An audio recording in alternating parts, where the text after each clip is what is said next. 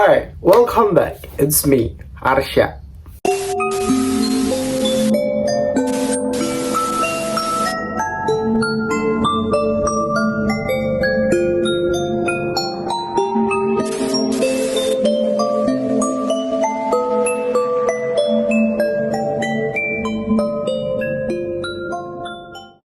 Oke, hi, come back with me, Arsya here. Dan thank you banget yang udah mau nyempetin waktunya buat hadir atau watch my video. Thank you so much guys. Akhirnya aku ada di 1000 subscriber. Oh my god, that's a lot. Tambahin lagi kali. Oke, sebelumnya aku mau ngucapin thank you banget buat kalian semua yang udah nyempetin waktunya mau watch video aku. Jangan lupa di like, subscribe, dan komen lah ya gimana rasanya kalian tentang video-video aku. Oke, terus reaction kalian seperti apa, and then what you think about my video.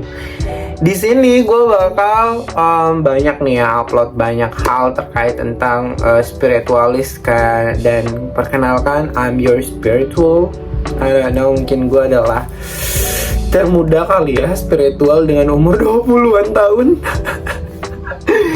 It's like sebuah pekerjaan yang sangat luar biasa sih buat gue. So today aku akan ngebahas terkait tentang traumatic atau cara menyembuhkan trauma. Tapi sebelum itu kita mengenal dulu nih ya apa itu trauma. Disclaimer dulu, banyakan trauma itu adalah sebuah hal yang menyakitkan yang masih meninggalkan bekas terkait dengan sesuatu hal apapun itu, meninggalkan sebuah memberikan kita ketakutan, terus memberikan kita rasa sakit, membuat kita sedih. Itu sesuatu yang tidak nyaman yang kita rasakan ketika kita mengingat satu hal, dan hal itu mengakibatkan kita tidak mau menyentuh atau mengingat ya, seperti itu. Banyak hal nih terkait dengan terutama lovers dan juga life, atau biasa dikait-kaitkan dengan inner child atau masa kecil kita ya. Dan akhirnya banyak orang yang nggak paham terkait tentang trauma, dan mereka selalu yang menganggap bahwa ya udah sih traumanya dibiasain aja kali, atau nggak terlalu diambil pusing terkait dengan trauma. Dan sebenarnya gue ada bikin jurnal, oke, jadi jurnal gue seperti ini. Nah, ini observasi aku terkait beberapa case yang akan aku bahas, atau gue udah bikin 4 jurnal sebenarnya, dan ini jurnal keempat gue terkait tentang banyak hal tentang spiritual dan juga supranatural. Di jurnal kedua gue ngasih tentang supranatural, dan di jurnal ketiga gue itu tentang kisah spiritual dan kisah supranatural yang dialami oleh beberapa orang yang aku masukkan di situ. Wah, the best banget sih. Dan ini jurnal keempat gue, dimana gue ngebahas terkait dengan psikologi. Oke, psikologi di sini tentang psikologi semua nih. Dan sekarang setelah kemarin gue ngebahas tentang shadow work, it's the time gue nge-up tentang healing traumatic. Banyak orang yang ngerasa bahwa kok hidup aku stuck ya, kembali kok aku susah nemuin jalan keluar dalam kehidupan aku ya, kok aku tidak bisa menemukan titik terang di kehidupan aku, atau malah justru kebanyakan orang-orang tuh stuck. Apa nih yang ngebuat hidup kalian stuck nih, dan kalian selalu ngerasa bingung, temperament, apa nih yang ngebuat kalian banyak hal sih, dan kita akan ngebahas itu satu-satu. Dan sekarang kita masuk di trauma, healing trauma. Kenali dulu nih. Oke, sebenarnya yang aku mau bahas adalah brain. Lagi-lagi gue akan ngebahas tentang brain, otak, pikiran, kemampuan, vibration, ya. Dan kalian tahu nggak sih kalau semuanya berkaitan dengan brain, vibration, dengan energy, semua itu berbentuk energi dan have connection. Lagi-lagi gue bilang kayak gitu ya, have connection, karena semua yang berhubungan di semesta itu udah berkaitan dengan energi.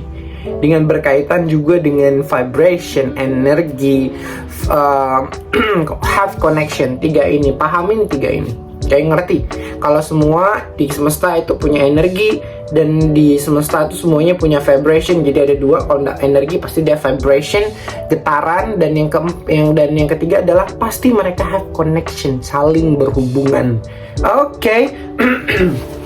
Kita akan ngebahas tentang bagaimana caranya trauma healing, menyembuhkan trauma. Kenali dulu trauma kalian, dan akhirnya kalian bisa menemukan cara apa yang harus kalian lakukan untuk membuat trauma kalian tuh gone in your life.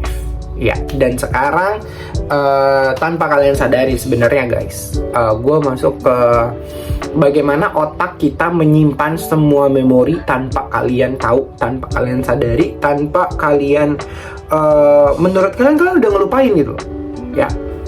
Menurut kalian udah ngelupain masalah. Ketika masalah itu datang, kalian lebih milih yang mana nih? Ya, melupakan sesuatu dengan mudah, melupakan dengan mengalihkan pikiran, atau dengan tidur, atau bisa dengan bodo amat, atau bisa dengan healing, kan kayak kumpul dengan temen, cari keseruan dan lain sebagainya.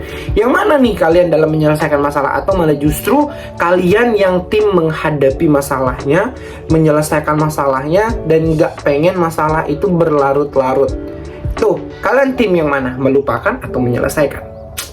Oke, sekarang kita ngebahas terkait dengan melupakan dulu. Melupakan permasalahan, menurut kalian itu adalah jalan yang lebih baik, yang selalu nih ya, buat orang-orang yang ngerasa bahwa enggak, gue aman. Kalau ditanya ya, lo kenapa? Gitu. Enggak, gue aman, enggak apa-apa, gue baik-baik aja, aku oke kok. Ya udah, nggak usah dipikirin, ntar baik sendiri. Ya udah, ya gini gitu. Ada orang yang bisa ada mereka yang bisa bodo amat, tidak peduli, tapi dia nggak akan mengingat lagi, atau dia nggak akan yang benar-benar yang ya udah aja gitu. Tapi dia memaafkan dan dia melupakan. That's it. Tapi ada orang yang dia melupakan rasanya, tapi memorinya masih teringat di kepala.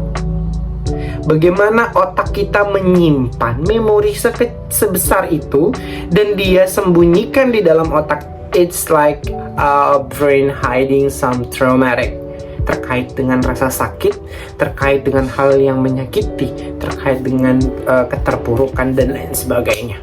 Dan itu bisa ngebuat kalian kembali ke site itu. Pernah nggak kalian mengingat sesuatu, tapi itu sesuatunya udah lama banget, sehingga kalian tuh kok gue ingat lagi ya, dengan situasi yang sama, musik yang sama, dengan hal yang sama, di tempat yang sama, ketika itu langsung boom, keingat lagi rasanya, keingat lagi semua memorinya.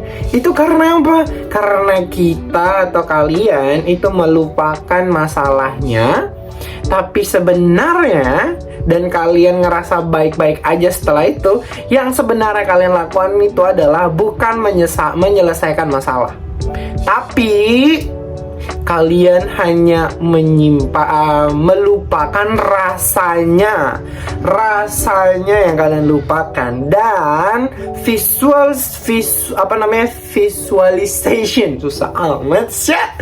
Visualnya itu masih terbayang di sini, visualnya itu masih tersimpan di sini, terekam dengan baik.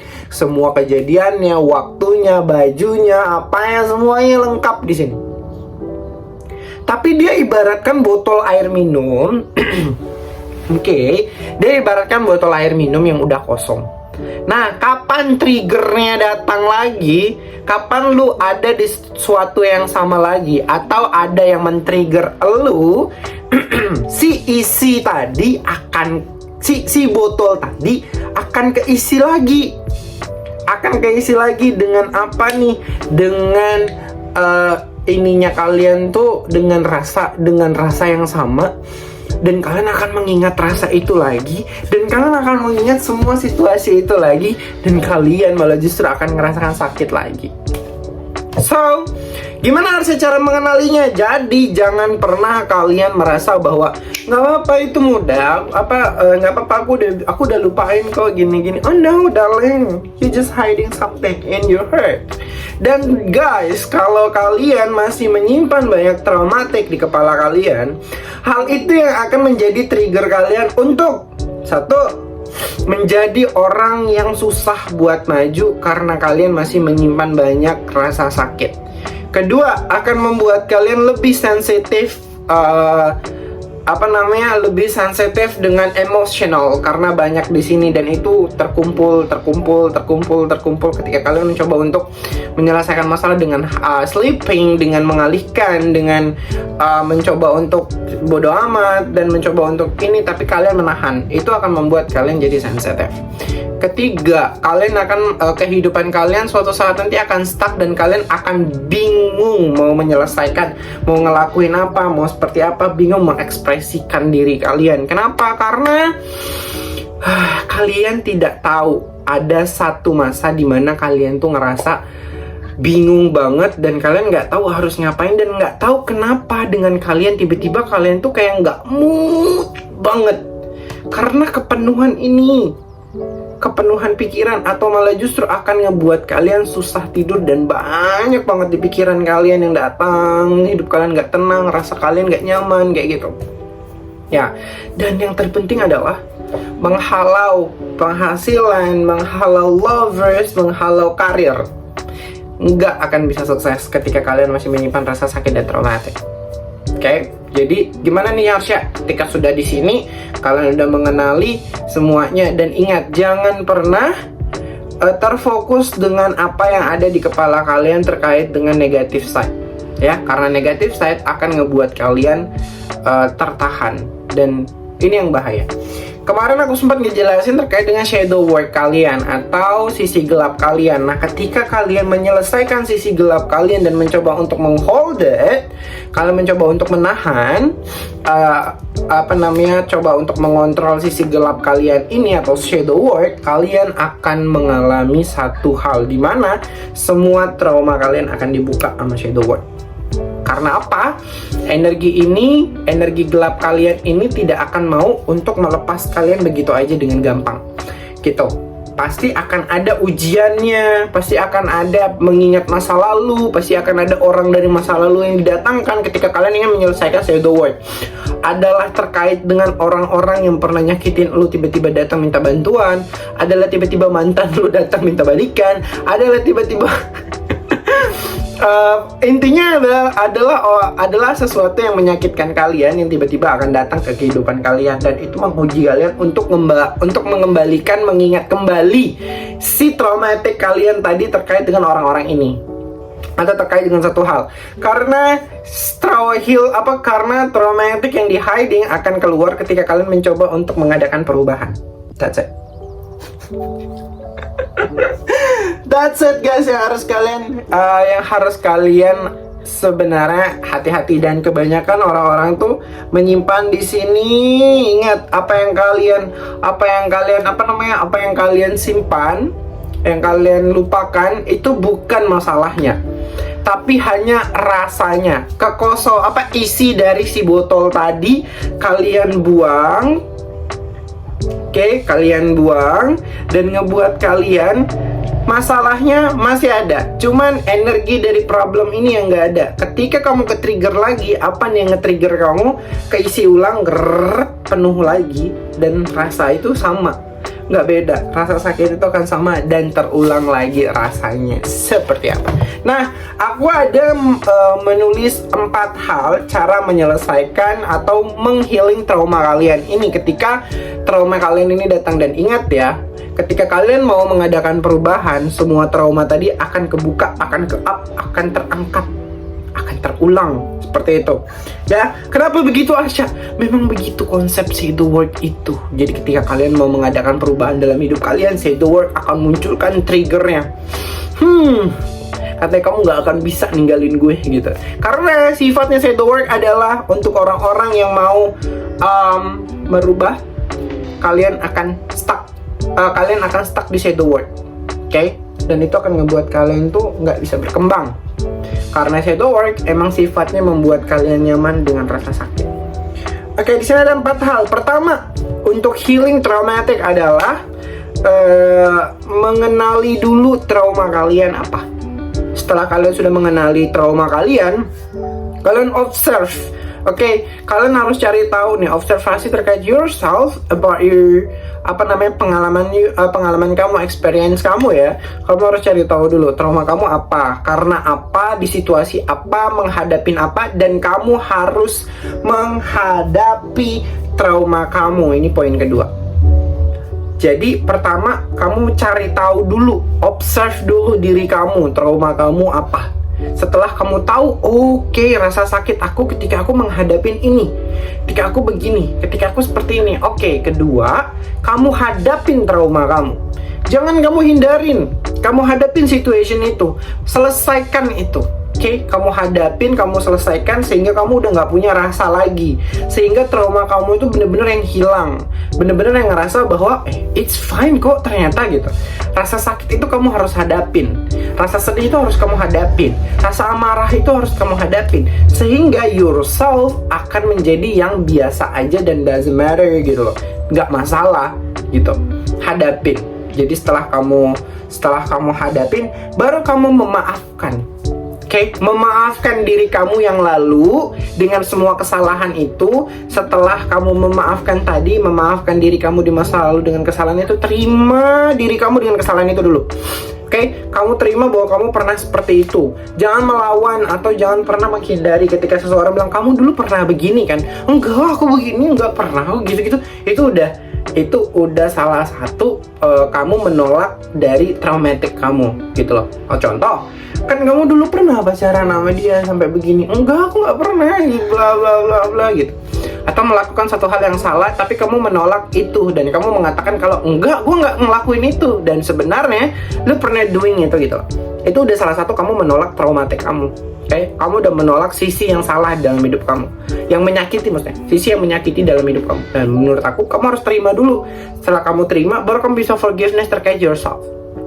Terima dulu kesalahan apa, terima dulu rasa traumatiknya, baru kamu bisa memaafkan diri kamu. Setelah kamu memaafkan diri kamu, baru kamu bisa memilih, melakukan pilihan. Ini yang penting, poin penting ini adalah ke poin keempat, yaitu melakukan pilihan. Oke, pilihan adalah kayak pilihan adalah hidup, hidup adalah pilihan. Jadi pilihan untuk menjalani kehidupan, dan kehidupan kamu hasil dari pilihan. Itu kenapa tidak boleh kamu menyesal dalam ketika kamu menghadapi situation, apa itu permasalahan kayak jalan keluar kayak dan lain sebagainya. Karena semua apapun yang terjadi dalam hidup kamu, yang datang ke kehidupan kamu, cuma dari dua hal: apa yang kamu pikirkan dan apa yang kamu pilih. That's it. Oke. Jadi setelah kamu bisa memilih, ini poin terpenting ya sebenarnya, pilihan. Apa yang kamu mau mengarahkan diri kamu kemana? Kamu mau seperti apa? Apakah kamu mau ada di posisi ini terus-terusan dengan merasakan sakit, atau kamu akan menghindari tempat, kamu menghindari situasi, kamu nggak pengen ada di sini, kamu nggak pengen dengerin lagu ini, kamu nggak pengen ngelihat ini, kamu nggak pengen ini, dan banyak hal yang kamu nggak pengenin. Karena kalau kamu mengingat itu akan ngebuat kamu sakit hati. Itu akan ngebuat kamu sedih, itu akan ngebuat kamu mengingat masa lalu, dan itu udah, menurut aku udah sesuatu yang harus kamu aware sebenarnya, harus kamu khawatirin ya. Kenapa? Karena sampai kapan kamu harus menghindari 1, 2, 3, 4? Sekarang cuma 4, besok atau lusa, tahun depan bertambah jadi 5, berikutnya bertambah. Dan nah, kalau yang semesta akan menghadirkan sisi itu. Bagaimanapun cara kamu menghindari problem, bagaimanapun cara kamu menghindari trigger itu akan tetap mengejar kamu dari belakang. Gitu. Capek nggak sih dengan rasa sakit ketika kamu harus dengar satu lagu dan ngebuat kamu harus mengingat semua rasa sakit yang kamu pernah rasain dulu?